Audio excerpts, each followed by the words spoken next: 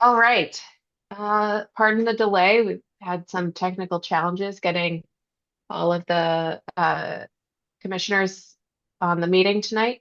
This meeting is being held virtual as an alternate means of public access pursuant to Chapter 20 of the Acts of 2021, temporarily amending certain provisions of the open meeting law. You are hereby advised that this meeting and all communications during this meeting may be recorded by the town of Scituate in accordance with the open meeting law. And here's our commitment statement to diversity, equity, and inclusion. The Scituate Conservation Commission is committed to providing an environment of respect during meetings. We ask all members to interact in a polite manner, even when there is disagreement. We value the participation of our community and want all participants, including marginalized and minoritized communities, to feel welcome and respected. We ask our committee members and all who participate to commit to these standards to support and respect our community.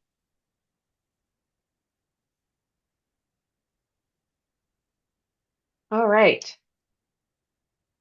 Let's see here. Let's do here's our agenda. Are there any changes or did we Yes, mean to, did you mean to co-host Jeff DeLisi? yes, that way they can Okay. All mute right. it. Got it. So just a reminder, we're going to do the executive session at the end. And we also received a request to continue 37 Revere Street.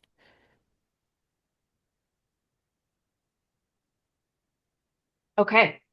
Are there any other changes or additions? Nothing. Okay. Can I get a motion on the agenda? I make a motion to accept the agenda. All right. Thank you, Brendan. Can I get a second? I'll second the motion. And we got a second from Robbie. Roger, Yes. awesome. Jen, yes. Brendan, Yes. awesome. And And oh, is is Penny here? Oh, if Penny just joined on the computer, if we can make her a co-host.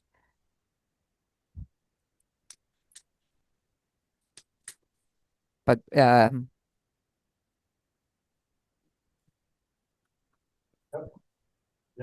She's a co-host. I see her. okay. Okay, so we've got our agenda. The first item on our agenda is 164 Turner Road. Let me pull up my notes on that. Okay. On December 1st, 2025 at 6 p.m., the Scituate Conservation Commission will hold a wetlands hearing under Chapter 131, Section 40 of the Massachusetts General Laws and Section 30700 of the Town of Scituate Code of Bylaws for a notice of intent filed by Frank Snow and Janet Bristol for the reconstruction of a single-family home within coastal wetland resource areas located at 164 Turner Road, Scituate. Abutters and other interested parties are invited to attend. Information to access the meeting will be available on the agenda posted on the town website. All right. we have Brad Holmes and Jeff DeLisi to introduce the project. Great. All right. So this is Attorney Jeff DeLisi, Orenberger, DeLisi, and Harris here in Scituate. Before I begin, a couple of things. Is Penny in this meeting or is she not in this meeting? I just want to know to keep track for voting purposes eventually. She's in this meeting. Okay, great. Yeah, And then Eric is not present tonight? Correct. correct. Okay. All right. So I'm here with my client, Frank Snow, physically here in my office. In addition, Brad Holmes is going to go through his plan. I'm just going to briefly introduce the plan.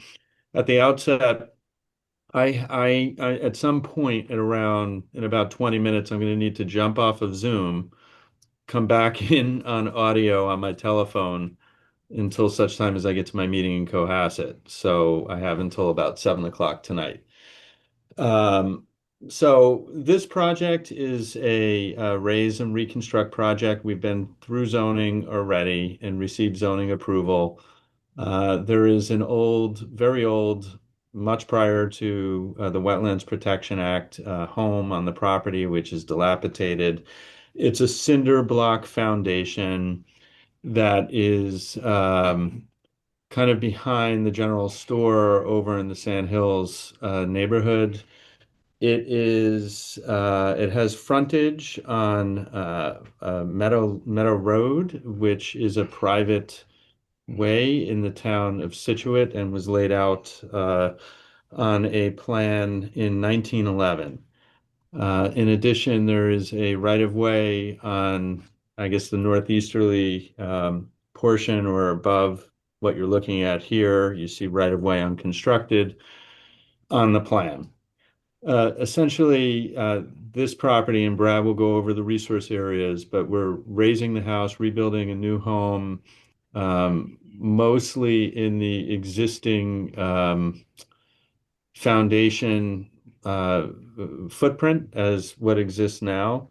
In addition to the raise and reconstruct project, we're proposing to regrade as necessary the gravel road, which is Meadow Road, and to trim back some of the invasive Phragmite along the road. We're not seeking to pave it. We're not widening the road, just making it a little more passable. Um, so I'm gonna give this over to Brad for the plan to kind of walk the board or the commission through the plan. Thank you. Jeff, good evening, members of the commission. Brad Holmes from ECR here on behalf of this project to assist. As Jeff described, it's a reconstruction project. This is not a new single family dwelling. There are wetland resource areas on and near the site. The site is fully within a mapped barrier beach or coastal dune system. The site is also within the resource area of land subject to coastal storm flowage. And the site is within the buffer zone to vegetated wetlands. You can see the delineation there of the vegetated wetlands to the south of the site and along Meadow Road. The wetland system is associated with a salt marsh that's further to the south, associated with a tidal creek or old mosquito ditch. So what we're proposing to do is to remove the dilapidated foundation and remains of the home and reconstruct a new home as Jeff described within the footprint of the existing home generally. Because we're raising the structure and putting it on piles so that we're at least 2 feet above the flood zone. We need stairs to access the building, so there's stairways proposed with decks on either side of the house so that there'll be access into the house. There's parking proposed under the building and the driveway proposed, as you can see right there, along that southern portion of the lot. And what we're proposing on using is just a rounded stone, a small stone. We're not proposing to use a crushed stone or angular stone.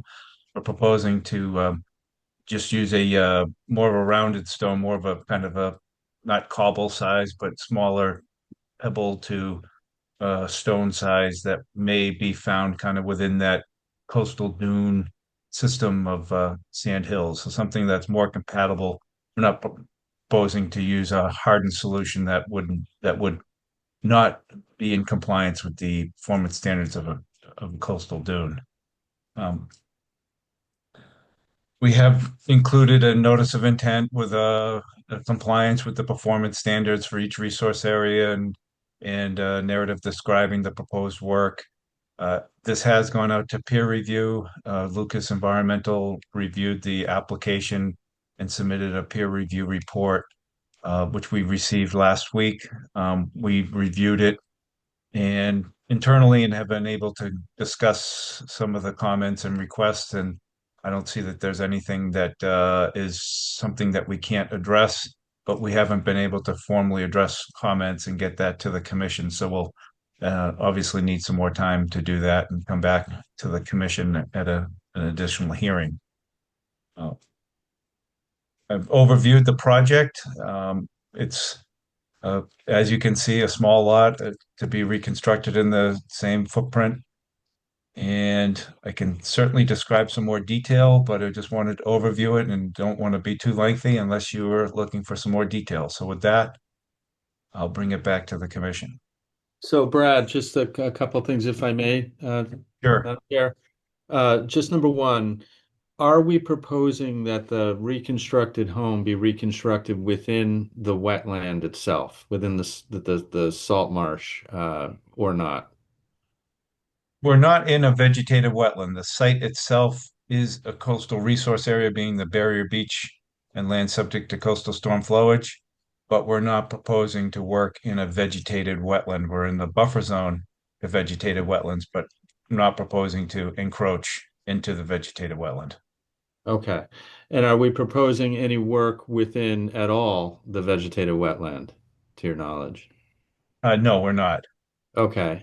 And so I just wanted to point out to the commission, because we're kind of rushed tonight, but I wanted to point out to the commission that this project is very much within the interests of the Wetlands Protection Act, especially because it's taking what is a completely non-compliant cinder block wall structure within the flood zone and is replacing it with a home that would be on piles above the flood zone and outside of the flood zone, which allows obviously for dune migration and water to flow underneath the structure.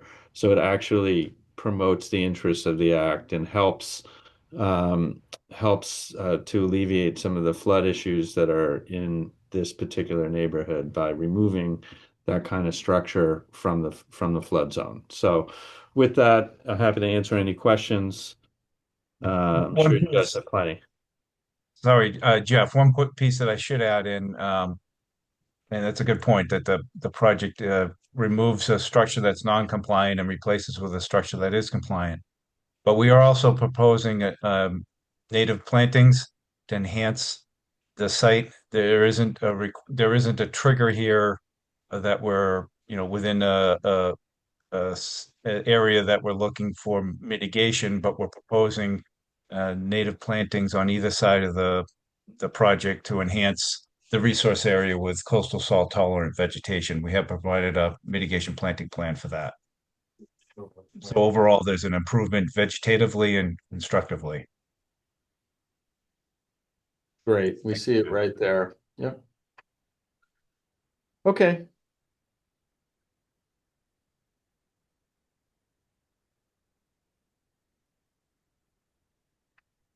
Okay. Jen, do you want to kick us off? Sure. There was no comments from DEP on this. The resource areas were mentioned: Barrier Beach, land subject to coastal storm flowage, buffered to BVW. We are having it peer reviewed. We received the letter last week, so I don't think anybody's really had enough time to fully review that. And then we would um, want to have this continued so we can also get their formal response to the peer review's comments. It's good that a foundation is coming out and house going up on piles, no footings, removing a foundation from a coastal area, from a flood area. Good for storm damage prevention. Keeping under the house open so the flow and movement of the dune can happen. Um, and I think most of her comments, we can have the peer reviewer join us at another meeting if we would like. I think it made more sense for her to participate once we had a response to her comments. Yeah, that makes Um, sense. okay, and that's probably all I have for now. Okay. I see a couple of hands raised. We're going to go through the commission members first and then work our way following our normal process. Okay. Uh, Roger, you want to start us off? Yeah, I don't have any questions at this time. I think let's the peer review, as Jed said, we'll get through that. But this was no questions for me. Great. Thank you. Robbie. Thank you. A couple of questions for clarification. I think in the beginning, the applicant's engineer indicated that there was going to be some regrading on site. Is there a plan that shows that regrading anywhere? I think So, is, oh, go ahead, Jeff. well, I was just gonna respond. Why don't you explain the concept of regrading? I don't think that there's any regrading on the site. I think that the regrading comment had to do with smoothing out the road if necessary. But let me know if I'm wrong about that, Brad. No, I think you're right. I think the only regrading is that once the foundation is removed, there'll be somewhat of a depression there, or so that the area would be smooth just to make it even. If once the foundation is removed, there's somewhat of a depression. There isn't any changing of the grades here that would be bringing in fill or a substantial material to elevate the site. Okay, so there won't be any grading of Meadow Road. It's just for the Only only to place the gravel that we're proposing on top of the roadway.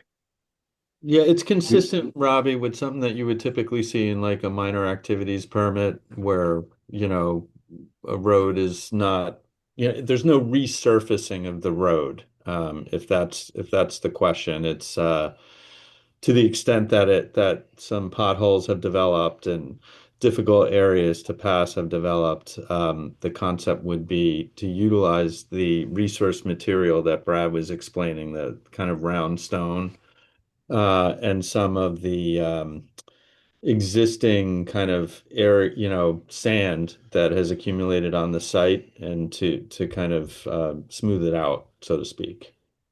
Okay, thank you for that clarification. Yep. Another question had to do with the mitigation plan. Um, Thanks for providing that. It was pretty clear in terms of where the plantings are. The areas that are not indicated for planting, um, what would that surface area be? There's a driveway that's proposed in the southern portion from Meadow Road to get to the site. Hmm. Um, and that would go in under the building.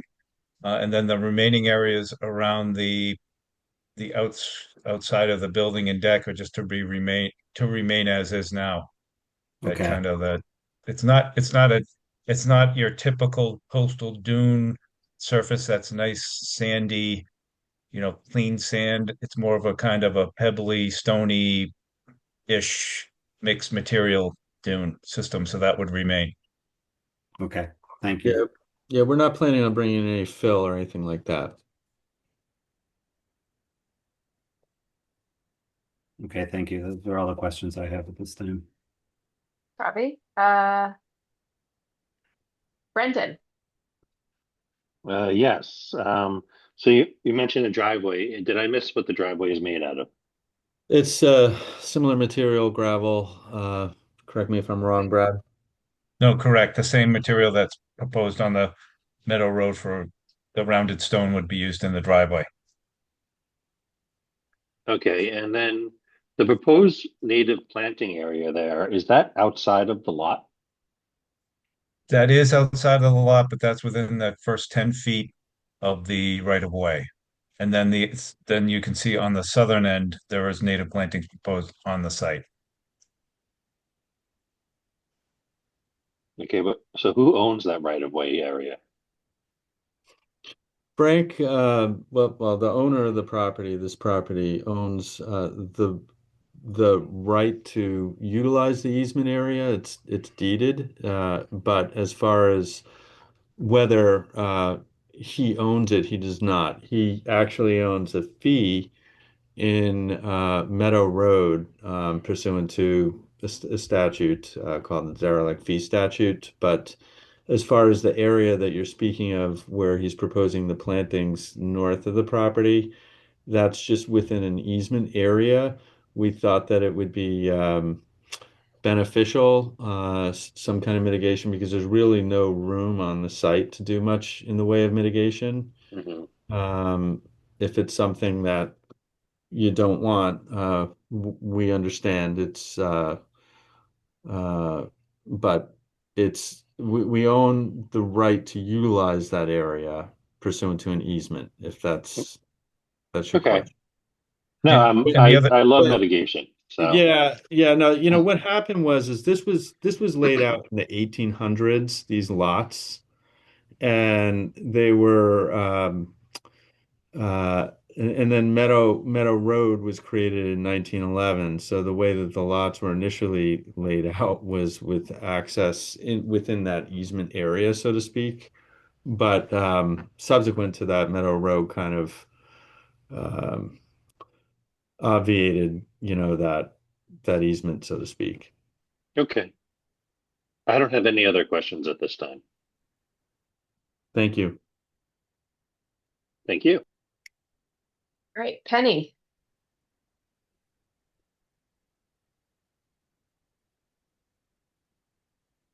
Unmute. Can you hear me now, Jen? Yes, Yes. I Oh, can. sorry. Okay, my question, where is the septic on this property? It's sewer. Oh, it's sewered there. Wonderful, wonderful. Okay, that's my only question right now. Okay. Thank you. All right, my turn. Um, I was curious about the mitigation. Brendan got that question out of the way.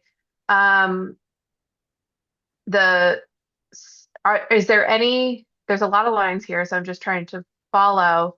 Do we have or is there any changes to the existing kind of like utilities? Will they need to be uh replaced, dug up, moved, to any of that?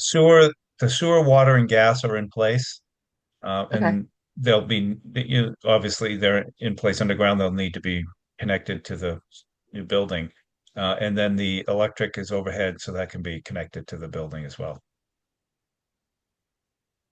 You can see So the overhead headlines and utility poles from the plan. oh my gosh, I've never noticed. Well, I guess we normally don't see that on plans because they're, not normally this kind of in a congested area, but thanks for pointing that out. Sure. So the gas and sewer, there's no changes proposed to those. There's no site work needed for that. Only what would be necessary to have the new connection from the wherever that line ends to the new structure. Okay, so there isn't, sorry if I'm being too specific, there is or isn't currently like a gas line on for this house.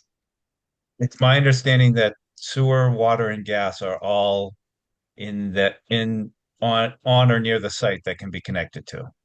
Okay, thank you. Sure. And is there, I know it's such a small site, but is there kind of a predetermined construction entrance? The whole thing's pretty open, but like, is there a plan for, all of the activity that will be coming and going? So Everything will. Yeah, go go ahead, ahead. Jeff. No, I was just going to say that we're happy to. That was one of the comments, I believe, in the peer review, and we'll provide a plan Okay. for that. Okay, awesome. Then we'll hold on that for now. Um, okay, I'm good. Any other commissioners have anything before we go to the audience? All right.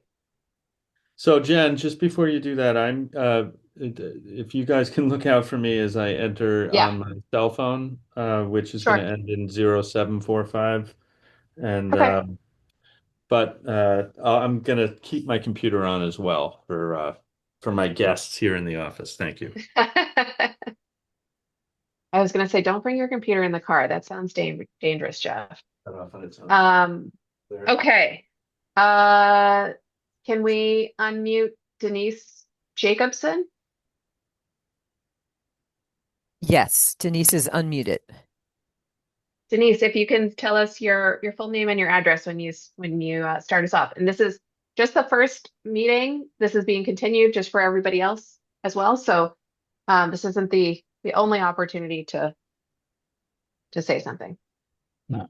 Hello, yeah, it's Scott Greenbaum. Unfortunately, I can't change the name in the No worries. Zoom thing. 40 Damon Road, Scituate, Massachusetts. I live near the site. I was a member of the commission between 2005 and 2010.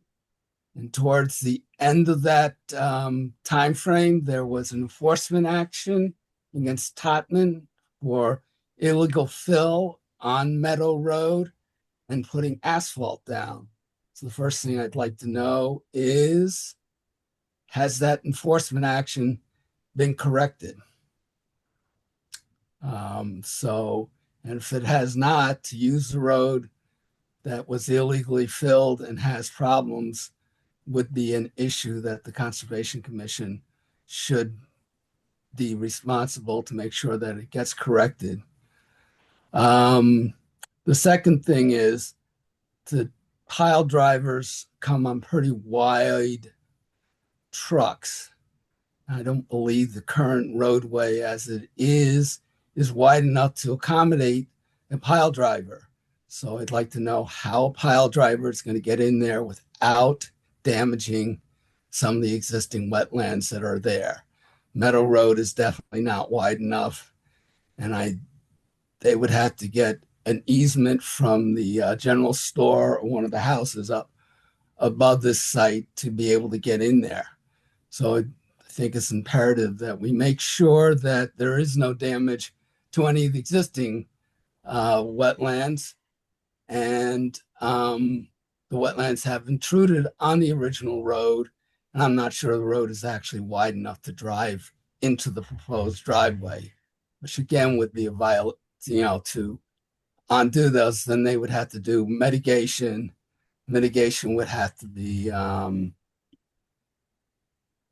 somewhere off-site, Mhm. and I believe at a 2-to-1 ratio. That's what it was when I was there. It may have changed since then. The mitigation proposed at the top of the thing, top of the property. I think that whoever, all the people that have the right of way on that right of way need to sign off on that mitigation before it goes forward, because that is their right of ways too. I know that road goes directly into a house that's on Jericho on the back side, and also goes behind a couple of other houses. These are all important technical issues that need to be addressed. I am very concerned about the parking because I have a nickname for this area, Lake Sand Hills, because where this property is, there will be 10 feet of water. There may even be 10 feet of the water tomorrow night. Any car parked there is going to create a pollution issue if they do not move it from that area, and people move in and they have no idea and have had their cars trapped all over this area during storms, or get caught, or maybe they're on vacation and don't know about it. So I'm not too happy about the parking situation. Uh, and I think when I was on conservation, we were very concerned that there was no parking in an area that would get flooded. And this is a flood zone. I mean, this gets flooded. It's at least 10 feet deep. There will be no access to this property for fire protection during a storm, because there's water all the way up through most of the parking lot at the general store. The fire truck will be 25, 30 feet. Have we gone to the fire department and confirmed that they will be able to do fire protection? And I don't know where the nearest hydrant is actually. Um, we had an incident, I think in 2010 on, I believe that's Fifth Street, where two houses burned down during a coastal storm, and there was no way to get to them. So these are all issues that conservation should be concerned about, because we want to protect this area and we want to also make sure there's no major issues. The rest of the plan, um, I mean, looks from my vantage point pretty good. There will be disturbance in the areas to bring the gas line, as shown here, over to the property line. Has anybody also checked with the gas company to confirm that that gas line does not need to be replaced, or the sewer line? That would be the town, because the house next to it is abandoned. The house behind this is abandoned. The house that is on Driven Pilings, I believe, goes to Jericho Street. Those would be significant disturbances that would have to be done to repair city infrastructure. There is a telephone pole. There is a electric pole that they can get power and internet Yeah, so into this site. I think that there's definitely, you've raised some uh, great points, and always nice to talk to somebody who's been in these seats before. Um, and I think many of them have been brought up in the I'm sorry, what's the name of that report, Jen? I'm just blanking. The peer review report from The Lucas peer review. Environmental. Yes, the peer review. And so, as the applicant noted, they're preparing those responses and they'll be at the next meeting. So I'm not saying, Yeah. so I think stay tuned. Yeah.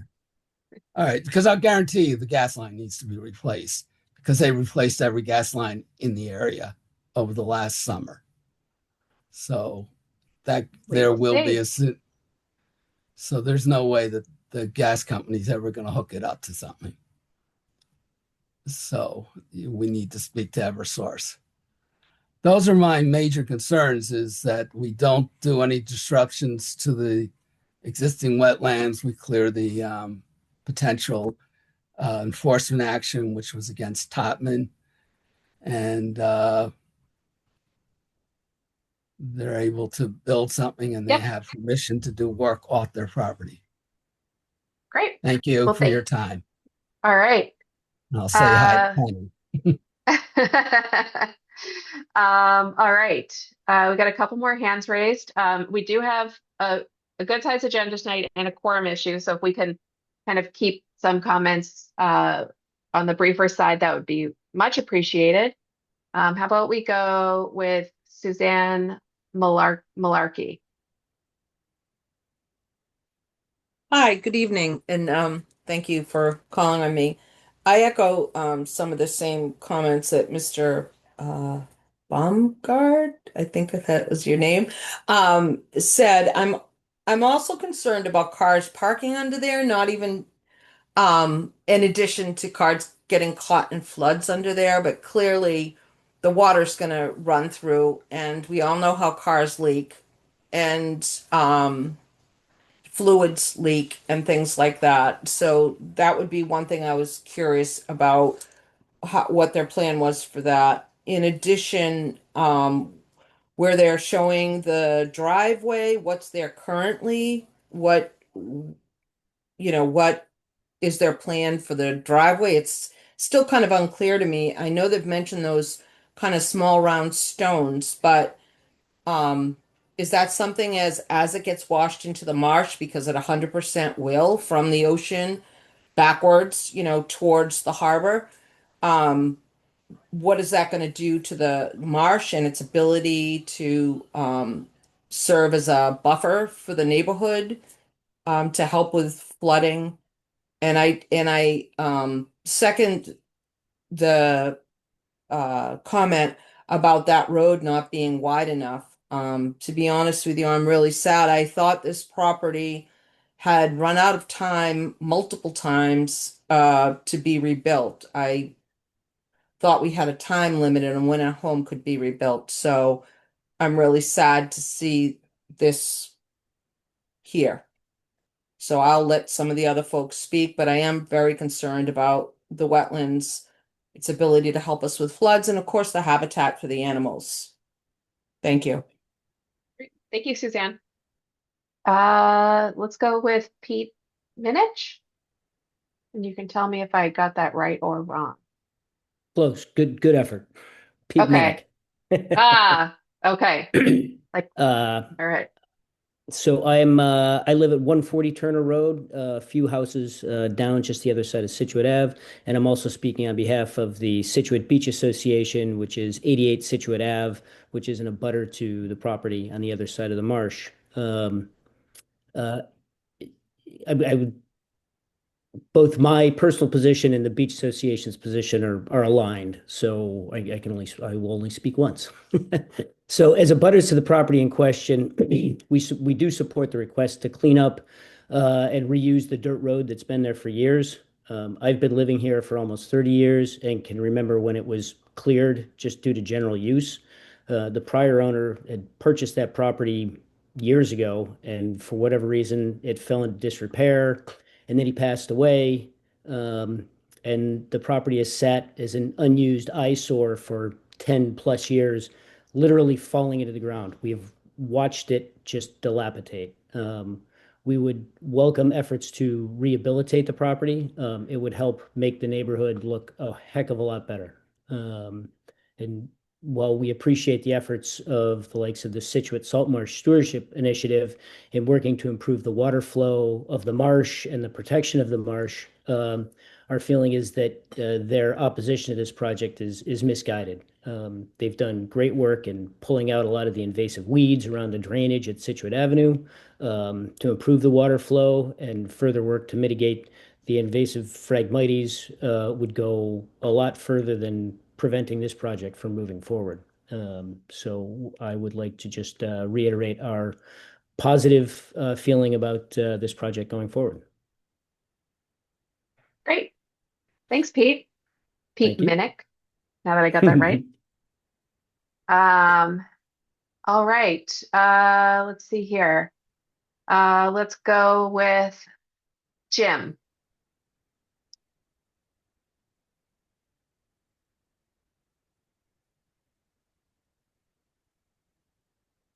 Okay, we're gonna. Oh, I just unmuted him. It just okay. took a Can you moment. hear me now? Yes. Hi, I'm Jim Malarkey Jr. I live at 107 Turner Road. Been here 43 years, my whole life. I got a bunch of points and I know we need to save time. So first thing is, I don't see anything about how this project's going to comply with Code of Massachusetts Regulations, Chapter 310, Section 10.32, which would be the Salt Marsh Protections Act, because there are several sections in there that outline exactly how this building project would fall under its purview, and also multiple different things that need to be considered as far as its effect on the vegetation in the area. It being proposed as a 50-foot building, I can only tell you that its shadow is going to be directly cast on the salt marsh directly behind it, because the sun rises in the east. That's Turner Road, that facing that direction. And Section 4 of CMR 310 deals directly with the effect of sunlight on the vegetation affected.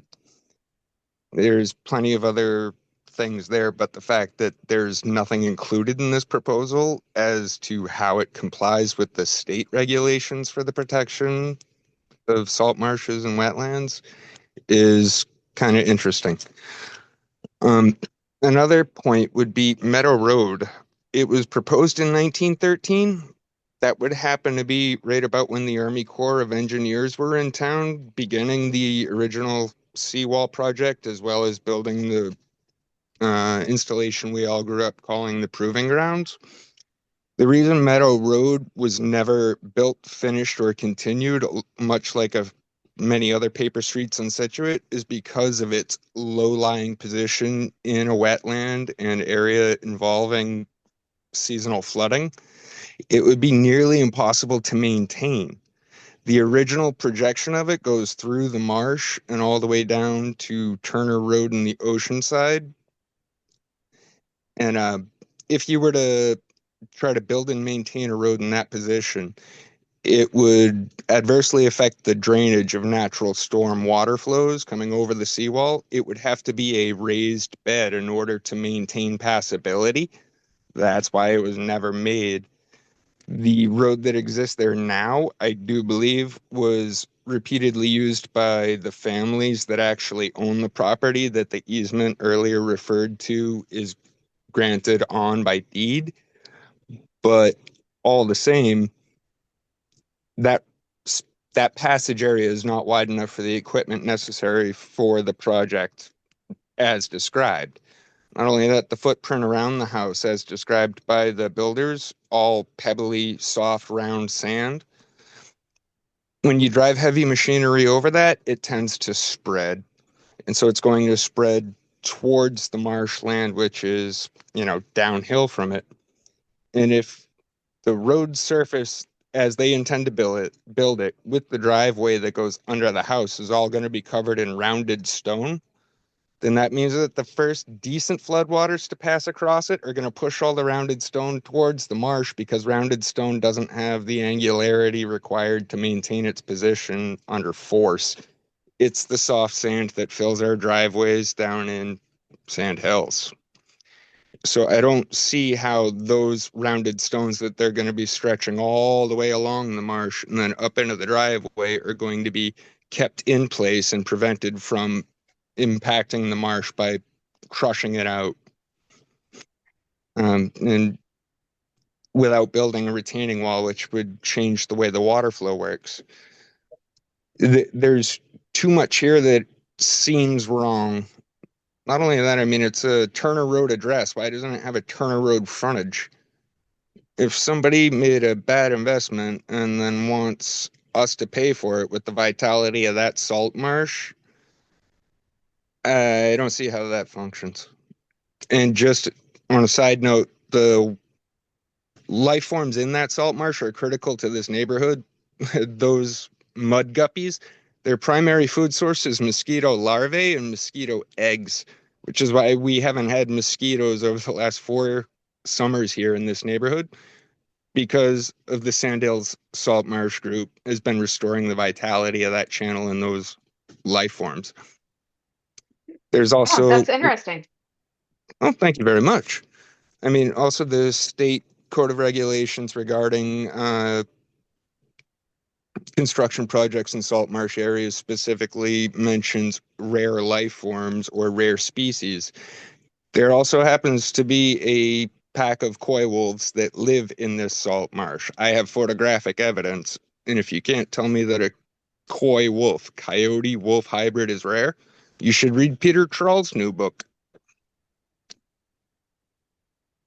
So I think there's many things missing from this proposal, and the proposal seems incredibly vague given the background of the people proposing it. I would like to see much more before this is allowed to go forward. All right, thanks, Jim. And we have, as previously mentioned, the peer review was just completed, so the applicant hasn't had, the applicant nor the office have had enough time to go through that yet. The next meeting, the person who wrote the peer review, is planning to be in attendance, since we knew Oh, this would be fantastic. continued. Jen, do you There mind we me go. asking a Uh, quick question of Jim before he leaves? I didn't get his last name. I know he said it, but I couldn't spell it quick enough for the It's minutes. Malarkey. Malarkey? Okay. Mullarkey. Okay, perfect. Thank you so much. Sorry to interrupt. No worries, bud. all right. We're coming up on 7, so we've got a couple more people. Let's try and give everybody a chance to talk, but not maybe cover the same points Let's hit Matt Carlton. Matt, you're unmuted. Hi, can you hear me? Yes, and if you can Great. give I'm us Matt your name Carlton. and address. Matt Carlton, 48 Seaview Ave. I've recently moved back to Scituate after growing up here.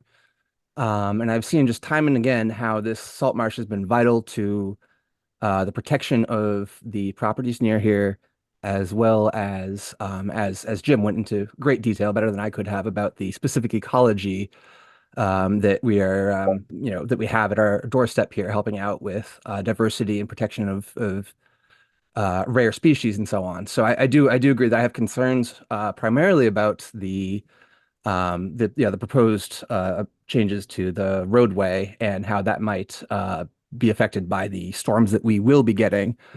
I majored in biology with a concentration on conservation biology and ecology. So, but this is purely an unprofessional opinion that, yeah, there are a lot of questions about how the mitigation effects of proposed would offset the inherent danger to our wetlands proposed. But I don't want to reiterate the points that other people have made very well, so I will leave it at that. Thanks, Matt, and welcome back to Scituate. Um, Russell Shepard. Hi, I'm Russell Shepard. I live at 37 Edison Green in Dorchester, but I grew up on Scituate Ave and I still go back there regularly to visit my family. The few speakers who spoke before me made some very good points. I'd like to emphasize some of the things that were said about Meadow Road. As somebody who grew up in the area and walked down Meadow Road very often as a cut through to get to Riddles, that road, the vegetation around it aggressively has been attempting to reclaim that space. And many attempts have been made to level it, add gravel or other fill over the years, and all of those wash away at the first storm. It's a road that, as Jim Malarkey described it, it's a paper road. It should not have been built. It is something that is, uh, you know, actively trying to unbuild itself. So I don't think we should be using that as a major access for construction equipment and for cars for people who may be staying at this place regularly, who may not know that this is a wetland road and may drive off parts of it, widen it beyond what's currently planned. Okay.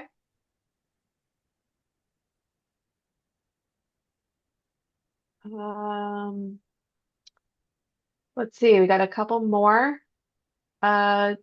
Joanne Wyckoff. I think I got Joanne, that. I just unmuted you. Thank you. Thank you. I'm Joanne Wyckoff. I live at 154 Turner Road, and I am the co-founder of the Scituate Salt Marsh Stewardship Initiative, which we started our Citizens Environmental Group in September of 2022. So many of the speakers have raised such great issues that I don't need to raise them also. But I do want to point out that over the last year, the Sandhill Salt Marsh, along with 45 other tide gate salt marshes, was studied by a collection of officials, both federal and state, about their condition. And even though our salt marsh is 6+ acres, it was given a high priority for restoration. And one of the biggest problems in our salt marsh is that there is debris buildup, there is stagnant water, there's tide gate issues, and there's also a lack of adequate management. So we're trying to address those issues, but this building project, because of the road, the road element, which is really a separate element from putting the house on piles, is the road itself is going to increase the debris buildup in the marsh exponentially. And I would like to see what the applicant will do to prevent because everyone's saying the road won't be gravelled, it won't be this, it'll be little bitty bitty. Well, that's not what the narrative says. The narrative says it's going to be compacted and it's going to have gravel on it. So that's the sort of thing we wouldn't want to see in the bordering vegetated wetland and in the marsh. So it would be good for them to address that. And also, is there a reason that the applicant can't go into the house from the front? Does anyone know? I think the applicant, I don't, if, I'm not sure. I was trying to think if there was, based on the existing driveway, but that's definitely something that, when the peer review is, discussed the we next can bring time. it up then. Okay. That's fine. That's all. Thank you. Thanks. All right. Last but not least, L. Thomas Murphy. I am unmuting you. Okay, can you hear me? Yes. Could you give us your name and address, please? So my name is Linda Murphy and I live at 16 Spalding Ave. I will be really quick. So I wanted to also say my major concern is about the roadway and the gravel. Last winter, there was some really shocking erosion between the houses on Turner Road right in front of this project. So it's not a question of if, but when. Whatever material they put in there is going to end up into the marsh. And eventually, if it degrades the marsh or clogs up the gates, the town's going to have to go in there and at some point be responsible for taking it out again. And on a personal note, I just wanted to say that seawater seeped into my neighbor's yard a few years ago, several years ago, during one of our storms. He said it never happened before. So if a healthy, vibrant marsh at the end of my street is the difference between seawater in my yard and seawater in my first floor, then you can see my concern when it seems like this roadway benefits just a few people, but could never negatively affect so many. Thank you. Thanks, Linda. All right. I think that's everyone. And we know that we need to continue this. Jen, did we have a time or a date rather, that we were hoping to continue this to? January 5th would be the next meeting. Brad, I don't know if you have any thoughts on that or That would work great for us. okay. All right. I'll take a motion that we continue this to January 5th. I make a motion, we continue 164 Turner Road to January, what, Jen, did you say? 5. 5th. Thank I'll you. second Can I that. get was that a Brendan second? Yes, that was Brendan second. Nice. I keep score. Robbie. Yes. Thank you. Roger. Yes. Jen, yes. Okay. Thank you. We'll Thank you keep very on much. rolling with. Hope All your right. evening continues at a quicker pace. Good night. Thanks, Was a Brad. long one. All right. The next one on our agenda is we're going to open but continue it. Is that correct, Jen? Yes. All right. So here we go. On December 1st, 2025 at 6 p.m., the Scituate Conservation Commission will hold a wetlands hearing under Chapter 131, Section 40 of the Massachusetts General Laws and Section 30700 of the Town of Scituate Code of Bylaws for a notice of intent and stormwater permit filed by Chris Snow for the construction of a new storage barn within buffer to wetland resource areas located at 19 Clap Road, Scituate. Abutters and other interested parties are invited to attend. Information to access the meeting will be available on the agenda posted on the town website. So Jen, we're continuing this until when? January 5th. Ah, another January 5th. Okay, I make a motion, we continue. I didn't get the address. 19 Clap. 19 Clap to January 5th. Thank you. Get a second? I'll second that. A second for Brendan. Robbie, Yes. Roger, Yes. Jen, yes. All right, thank you. All right, what is next on our 90 to 96 Stockbridge Road, which is also open, and then continue with no discussion. All right. I'm gonna get really good at reading the beginning of this notice. On December 1st, 2025 at 6 p.m., the Scituate Conservation Commission will hold a wetlands hearing under Chapter 131, Section 40 of the Massachusetts General Laws and Section 30700 of the Town of Scituate Code of Bylaws for a notice of intent and stormwater permit filed by Pierre Cole for the construction of 3 new single-family homes within a wetland resource area located at 90 Stockbridge Road, Scituate. Abutters and other interested parties are invited to attend. Information to access the meeting will be available on the agenda posted on the town website.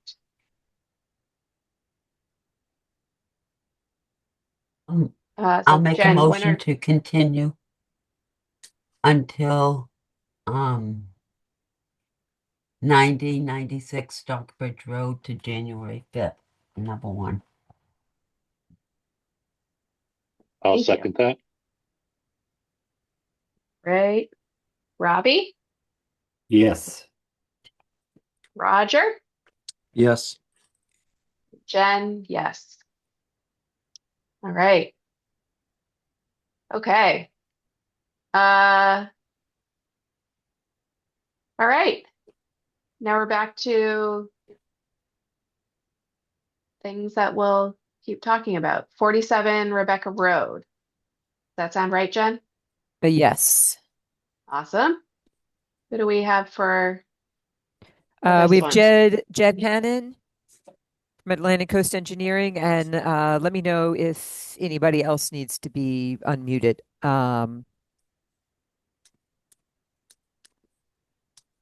Okay, good evening. Jed Hannon with Atlantic Coast Engineering, registered engineer. Can everybody hear me okay?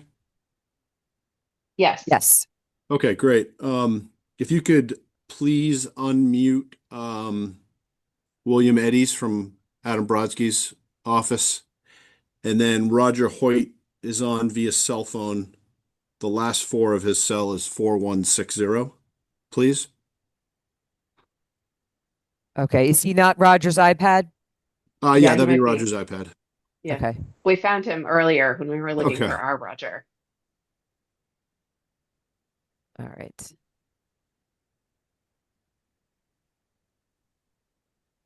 Okay, Roger's iPad, I'm asking to unmute, so they need to unmute on their end. Okay. All right. And then William Eddies is all set? Yes. Okay, great. So I'll just provide an update as to what we've done in the last month or so. This is a raise and rebuild of a new single-family dwelling. We had our ZBA special permit hearing last week, and we got a approval vote. We explained to the building commissioner that the foundation type and how it complies with the 9th edition of the building code, and it was a successful vote. We've had the peer review completed by Merrill on the stormwater and the site in general. The project complies with DEP regulations for stormwater, and we have made the site as porous as possible, given the coastal dune environment.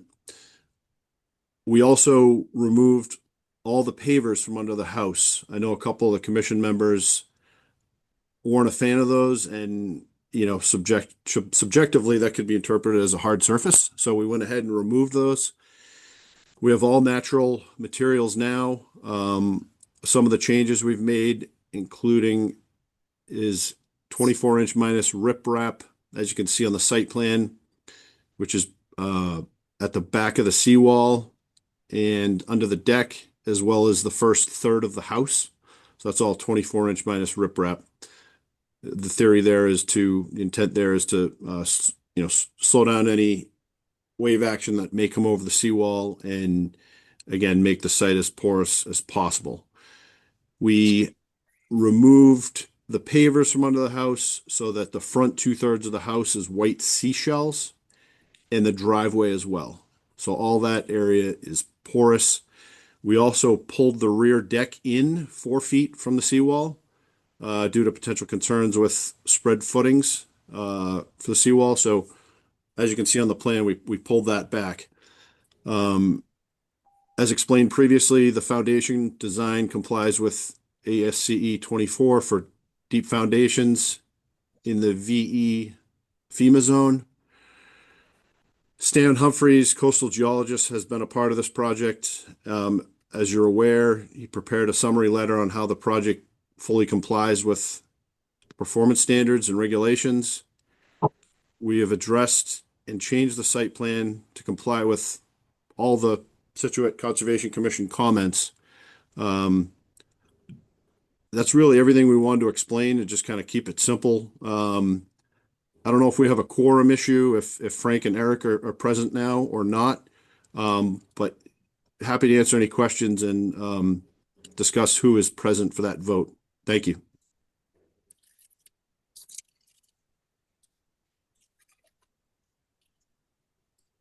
All right, Jen, you want to start us off? Yes. So much of the same thing as far as the changes that were made on the plan. The Deb Keller didn't have any additional comments. None of these changes affected any of her previous comments. I mean, we can maybe wait and come back to this. I'm not sure of the choreography to that, just to at least have Frank join us. Otherwise, I do have enough people that have been to the meetings to at least have 4 to close. But if we want to wait and have Frank also here, we could leave that to be decided. I would want to just emphasize that we wouldn't want any enclosures or lattice below the lowest horizontal member. We want it to be open. I think this is repeated from last time, but good that there's a deck instead of the patio. It is an increase in the footprint of the house. And I did thank you for the clarification, the details on the size of the minus being used under the deck and under a third of the house. I think that's all I have for now. Okay. Brendan. Yeah, I guess my only question is, I appreciate the papers being removed. Did I miss what was replacing them? I heard all natural materials, but is it Shells. shells? Yes, sorry, Jed Hannon. That's correct, Brendan. All the pavers are being replaced with white seashells. Okay. All right. I didn't have any other questions. Thank you. Okay. Robbie. Thank you. Just looking at some of the details, thanks for providing the information. Looks like there might be a typo between the granite detail and the driveway detail, where one indicates a 3-inch layer of seashells, and then the granite curb shows 4, so maybe clarify that detail. And then also in regard to the the driveway, there's been some concern about materials washing onto the street. Does the applicant plan on providing, well, I noticed that there's granite curb indicated adjacent to Rebecca Road. Will that be installed in such a way to provide perhaps a lip, so to speak, on the driveway side to try to help keep materials on the driveway? Is that possible, or within the driveway area? That's correct. That is the intent of the detail, so that there is a bit of a curb with the granite pavers to keep the seashells in place so that they don't wash onto abutting properties in Rebecca Road. Obviously, during a significant storm event, multiple properties in that area would be, dealing with similar issues. So we're doing the most we can to be compliant with what's required. But you're right. That is what we're doing. We're running it basically flush with the top of the seashells as shown on the plans. Okay, thank you. Uh, Other questions from me? okay, thanks, Robbie. Roger. No, thanks for the updated the plans and the narrative. I don't have any other questions. Penny. Yes. I thank you very much, Jeb, and the applicant. You took the deck back from the seawall. You took all the pavers out. I mean, you've basically done almost everything we've asked. It is a big house, you have to admit. I mean, the size of it compared to what is there today is double, you know, plus what's going to come. But you have done everything we ask, and I can't get too upset over seashells going into the road when we have a storm. Everybody has something going into the road. So that's to me is minor. And I'm sure your applicant will be out there and sweep them right back into his driveway because he wants them. Just like they do down in Hammerock and all the other beach areas. When we have a storm, you're gonna get wash over. But I don't really have any questions. I really appreciate how well you've tried to work with us and the applicant. Thank you. Great, thank you. All right. I got everybody except for myself. I think the only thing that I'm not sure uh, is covered here, maybe not. But Jen, do we have or do you feel as though the plan we have uh, covers the unapproved work that was done prior to this project in terms of, or that we have enough mitigation on this for the changes to the site? Well, the patio is coming out Hmm. completely. So in that sense, yes. Okay. And the asphalt driveway is now a shell driveway. Um, so I think th those are things Okay. that would have been approved. Yeah. Okay. Great. Just wanted to gut check on that. All right. I see Martin has his hand raised. Can we unmute Martin? Yes, Martin is unmuted or being asked to unmute.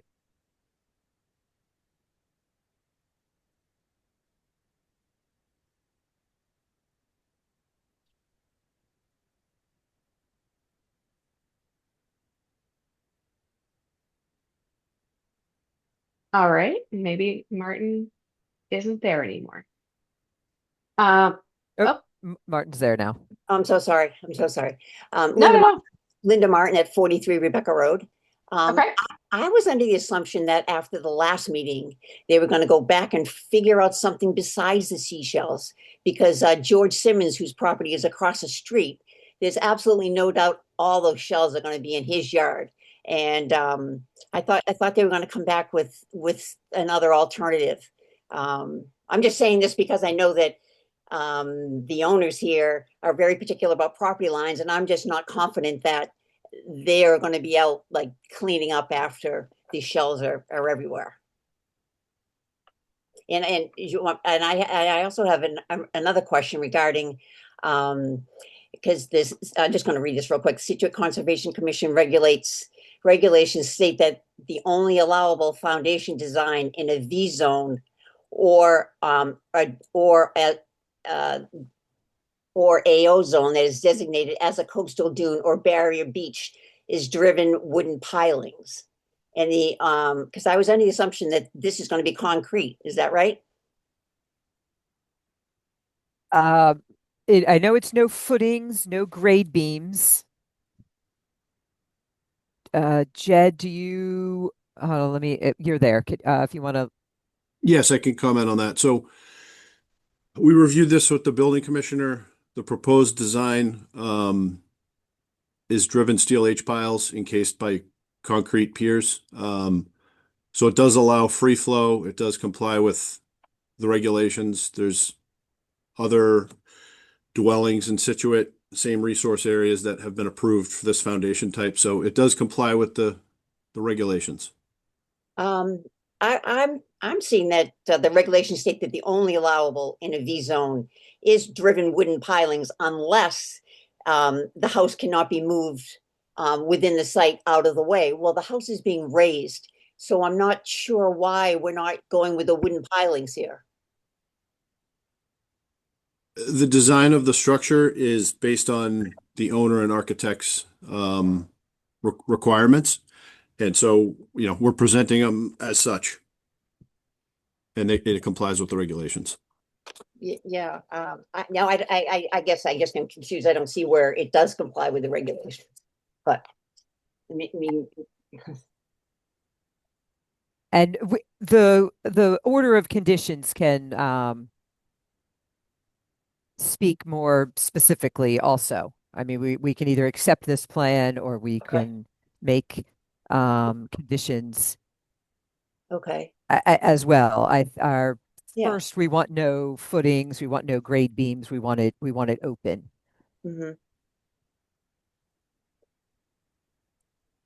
I don't know. I just think it's a large house, like as somebody else had stated, that's being moved forward and out of line with all the other houses. I mean, back in the 50s, that stretch of grass area that used to be called the green. And now, like if you look back at the Google Earth and Zillow, I mean, they've taken away so much of the lawn that has held since 1900 there, and now we're replacing it with pavers and seashells and all this stuff. And I don't know, it's just disheartening.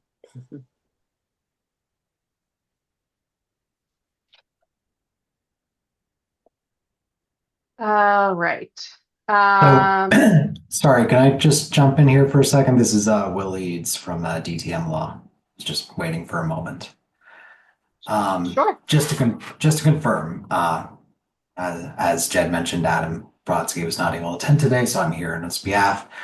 We did look into it under the Mass Building Code.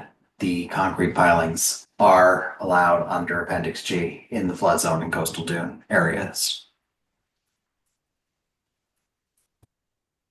Okay. So thank you, William. just wanted to make that clear that they are allowed. Okay. Yeah. Yeah. If the house, okay. Yep.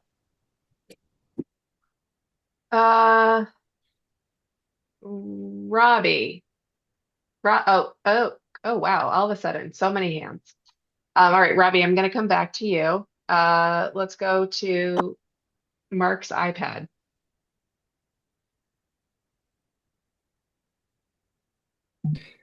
Hey, thank you. Can everybody hear me okay? Yep. Okay. Can you give us your name and address, please? Yeah. Mark Hornbrook, 47 Rebecca Roads. We're the applicant. Oh, there you go. Yeah, I just wanted to, thank you guys for, all the guidance on this one. We did try to make sure that we complied with all of the feedback, or at least as much of it, both from the commission and from abutters. I do think that, or I did think that we put the whole notion of the size of the house to bed at the last meeting. I know Linda Martin in particular has raised some concerns about, her view of the aesthetics and the like, but this is a home that, is going to fit well within the building envelope that's been prescribed by the town for this lot. We did get through the zoning approval where we talked about the same issues last week. So I'm not sure if this is part of what you guys will actually vote for. I thought that this was really all about, the movement of waters and coastal flowage and the like, not the size of the property. I do think that we should be, permitted as owners of this property to work within the bounds of what the town has prescribed.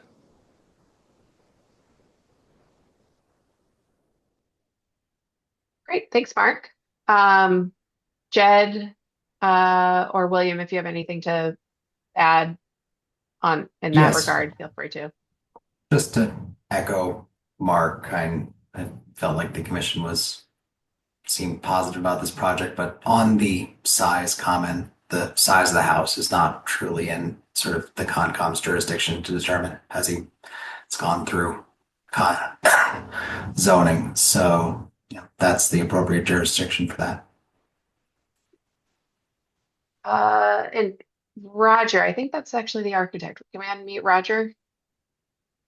Or Yes, Roger, I'm unmuting you. There you Yeah, I go. just wanted a couple of brief comments.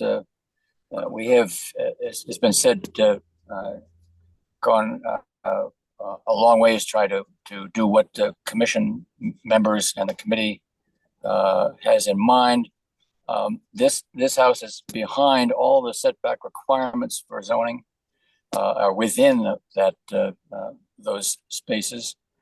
The other thing is that because of all the changes in the surfaces, there's approximately 9% now instead of 50% of this site is now with materials that are permeable.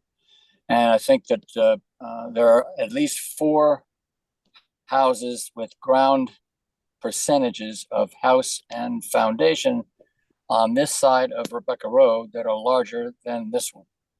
So I think we've tried to be sensitive about design and how to make this work and be the proper kind of house for this property. thanks, Roger. Jen, you have your hand raised. Do you mean that? Yes, I just did want to Okay. remind that this is considered dune. And so, not to speak to the size of the building, but what you're doing in that resource area, I do think is jurisdiction to the Conservation Commission as far as will any vegetation be able to grow underneath of it? Will it not? Are we making the area better? Are we allowing it to function better?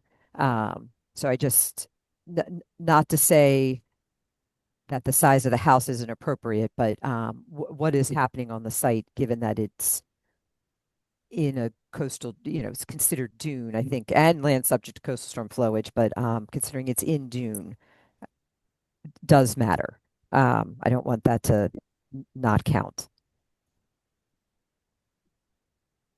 Fair enough. All right. I'm seeing no other nobody else in the public. So Jen, what do you what's If the next we step for have this? everything we need, we could vote to close. Yeah. Okay. I'll make a motion. Okay. I make a motion to close. Take your motion. I'll second that. Brendan, you're so reliable. Robbie Yes. and Roger Yes. and Jen. Yes. All right. Okay, we're moving on. Jen, do you want to, at what point do you need to step out? I'm going to let you take over for now. You And sure? I've got, yeah. I mean, I've Oh, had no, a you great didn't. time running my radio show for the last hour and a half, but Thank you very much for being on this tonight. Thank you. no, of course. So where are we? We're at We're at 45 Glades, I think. Okay. Yes, and we do need to open this one. correct. So on. I just had a question, Jed Hannon. Yes, Yeah. Jed. With respect to voting on the 47 Rebecca, order of conditions, I know we voted to close, but where do we stand with the rest of it? I believe we'll put that on the next agenda so everybody can review the draft orders. Okay, great. Thank you. Thank you. On December 1st, 6 p.m., the Scituate Conservation Commission will hold a wetlands hearing under Chapter 131, Section 40 of the Massachusetts General Laws and Section 30700, Town of Scituate Code of Bylaws, for the notice of intent for Joan Toomey for a repair of a septic system within a buffer to the wetlands at 45 Glades Road, Scituate. Abutters and other interested parties are invited to attend. Information access to the meeting is available on the website. So that is from Morse Engineering. Good evening. This is Greg. Good evening, Greg. Good evening. For the record, Gregory Morse, registered engineer, Morse Engineering, representing the property owner, Joan Toomey. This is a septic system upgrade project at 45 Glades Road. The property itself is about half an acre in size. Looking at the plan view here, you can see the property line is the black bold line. Glades Road is on the right-hand side of the property. On the left-hand side, highlighted in blue, is a salt marsh. Coming off of the salt marsh in red is the 50-foot buffer zone, and in green is the 100-foot buffer zone to the salt marsh. Also on the opposite side of Glades Road, the project abuts the North Scituate Beach in the Atlantic Ocean. We shot the top of the seawall there, and the 100-foot setback to the seawall extends onto this property as well. So you'll see the offset for the 100-foot to the seawall also highlighted in green. The property is developed with a two-family house on it, with a cesspool currently in the backyard. It is a failing cesspool that's overflowing to the salt marsh. The proposal here is to replace it with a Title V compliant septic system. The proposal is to put a new septic tank in the backyard, put a new pump chamber in the backyard. It's an area that's existing lawn surface. It would go back as lawn surface when the project is done, and there's no change in the topography. It's approximately 26 feet away from the salt marsh, but it is elevated up fairly high from the salt marsh, close to 10 feet in elevation vertically above the resource. The pump chamber would then pump to a new leaching field. The new leaching field is at the bottom right corner of the property here. It's the highest spot topographically on the lot and furthest from the wetlands, the salt marsh in the back, and furthest from the seawall on the opposite side of the street. The Board of Health has approved this. DEP had no comments. And again, this is an upgrade of a failed cesspool. I'm going to turn it over to you. Thank you, Greg. I just say hadn't been in here, so I'm assuming Eric's not here tonight. Is that right? Correct. He is not here tonight. Okay. Start with Jen. This is in your neighborhood. Oh, yikes. Yes, it is. I mean, That's the we thanks always you get for like helping out. I know. I mean, I think this is, a really tough spot. And this is probably, a really great resolution for a failing system. Henny? No questions. They have to do it. It's necessary. Thank you. Brendan? Thank you. Yeah, I don't have any questions on this. Thank you. Roger? All good. Thank you. Robbie? Is the leaching field under the driveway? Yes. Part of it's under the driveway, about half of it. No questions for me beyond that. Thank you. Do we have anybody in the audience?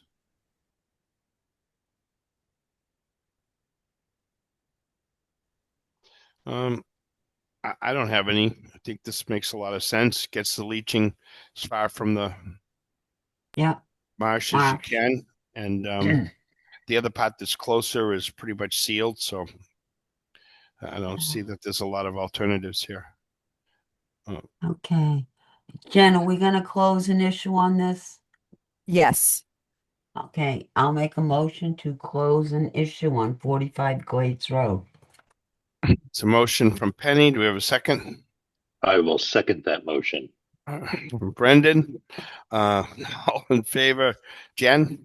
Yep. And Roger? Yes. Robbie? Yes. And Frank, yes. Thank you. What are we on to now? What I don't have is an agenda. Oh. Find it on my phone here. 124 Grove Street, I think. Yep. Well, that's what's next in the pile, so I'll take it. Greg? Yep. Again, for the record, Greg Morse, registered engineer representing the applicant K&E Construction. This was a continued notice of intent at 124 Grove Street. This was a raise and rebuild of a single family home at that address. I presented the project to the commission at the last meeting. The wetlands here were a perennial river, sorry, not a perennial, an intermittent stream out back, a bordering vegetated wetland, which is highlighted in blue, in the buffer zones in red, the 50-foot buffer, and in green, the 100-foot buffer.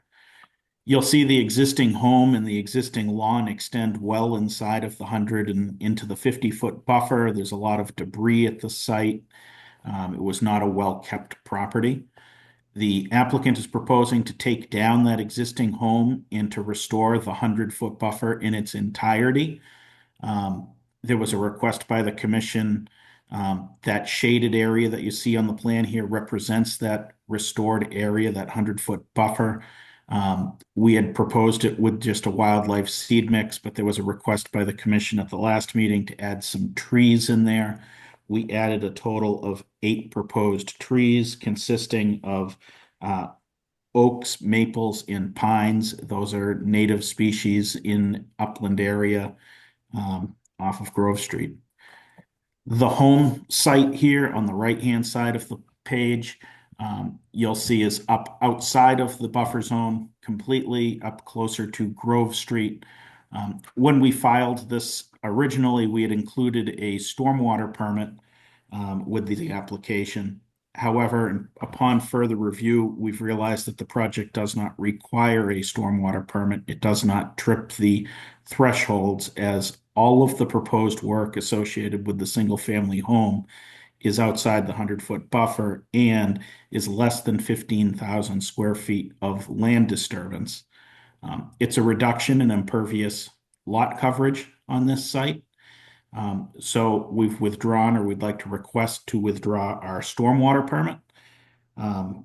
The other changes that we had made to this plan, the commission had asked us to identify the trees on site, which would be removed. I've highlighted those in red here. There's a total of 9 of them, although I'll note that one of them is completely dead. So there's 8 live trees that would be cut down, highlighted in red here, all outside the 100-foot buffer zone. We are replicating those with the 8 proposed trees in the mitigation area. We added the limit of work associated with the home project, which is approximately 30 feet behind the proposed house. So all the home construction will be up at the front of the lot, not at the rear of the lot. And lastly, there was a rain garden we originally proposed. We eliminated the rain garden, and we're taking the roof systems and putting them into a series of underground dry wells, which is fairly standard practice for a single family home. I'm going to turn it over to you. DEP had no comments on this and issued a file number. Thank you, Greg. Okay. Penny? No, I'm happy. My concern was with all the trees coming down, but they're going to replace them. So that's good. So I'm happy with what's here now. Thank you. Thank you. Brendan? Oh, I too like the changes. I have no other comments or questions. Thank you. Thank you. Roger? No questions. Thank you for the updated plans. Robbie? No questions. I think the project was well done.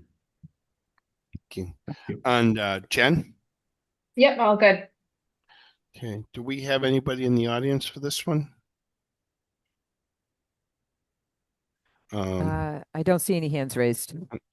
I think that the changes that they made for this project work well. So I appreciate the efforts on that.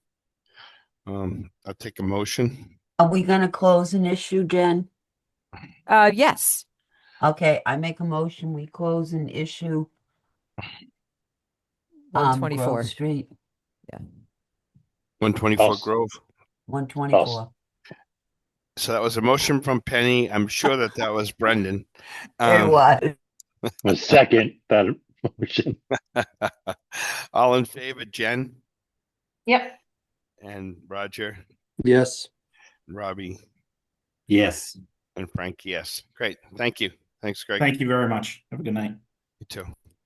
On December 1st, 2025 at 6 p.m., the Scituate Conservation Commission will hold a wetland hearing under Chapter 131, Section 40 of the Massachusetts General Laws and Section 30700, Town of Scituate Code of Bylaws for notice of intent and stormwater permit filed for Joseph LaBreche for the installation of a pool and associated structures within the buffer to wetlands resource areas located at 138 Stockbridge Road. Abutters and other interested parties are invited to attend. Information to access the meetings available on the website. And Mrs. Grady.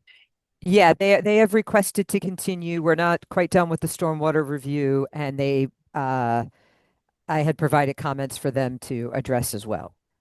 So Okay. they requested to January 5th. I make January a motion. Go ahead, Go Penny. ahead, Frank. No. Go ahead. I make a motion to continue on 38 Stockbridge to January 5th.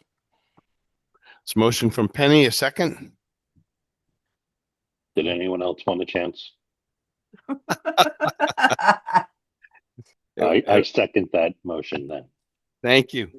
All in favor, Jen? Yep.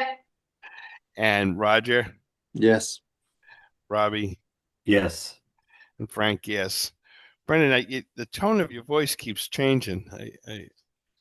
I'm sorry. There. These are different headphones.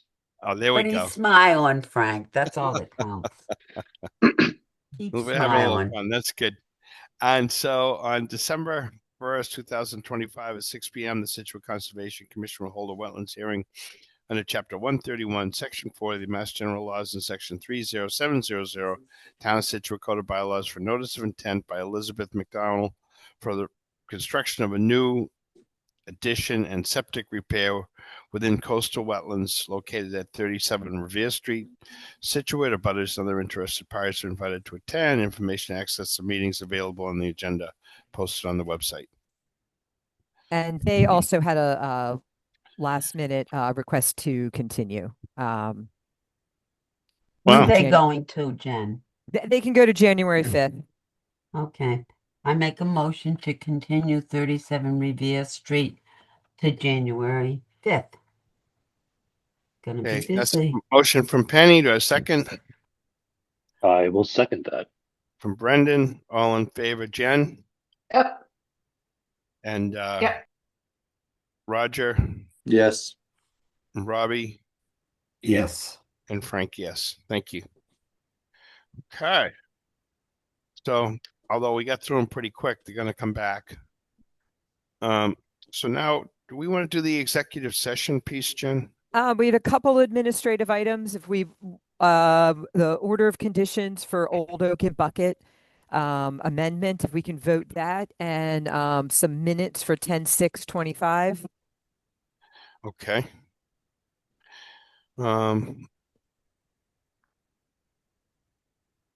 you want to, we can take a motion on the amendments for Old Oaken Bucket Road? I make a motion that we accept. Wait a minute. The orders of condition for Old Oaken Bucket, right? Oh, that's an amended set of orders, yes. Yeah, the amended. That we accept them. Yep.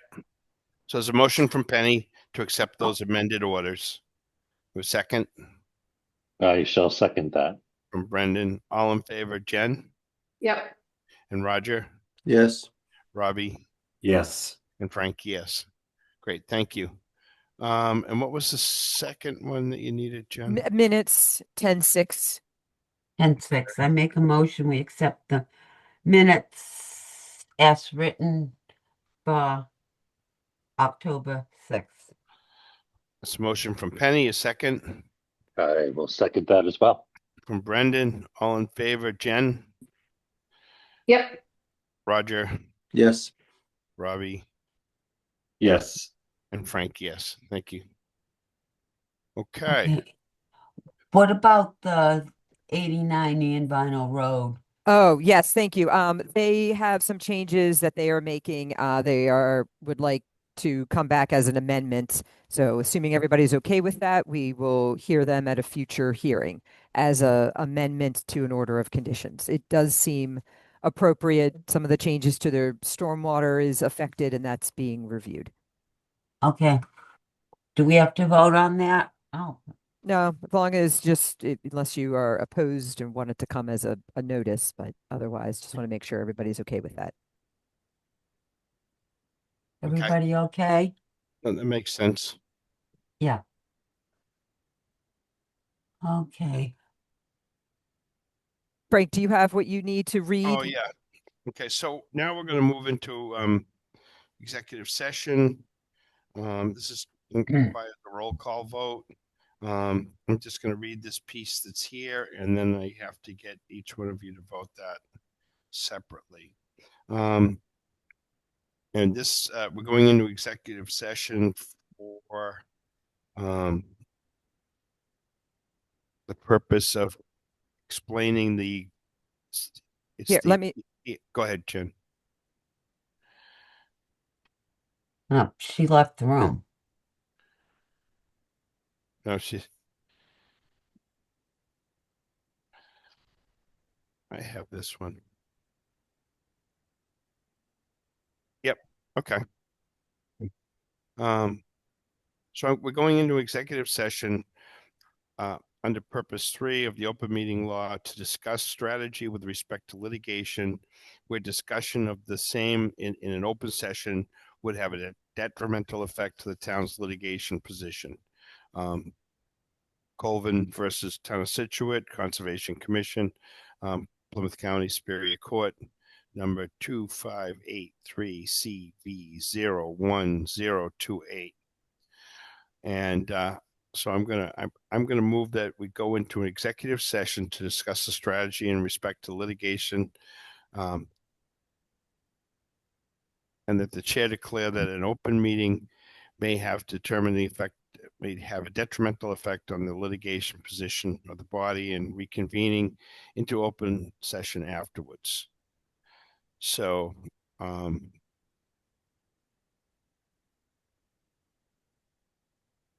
assuming we do need to take a vote, I think is the next step. Roll call vote. Yeah, roll call, everyone. So to move to an executive session, Jen Foley.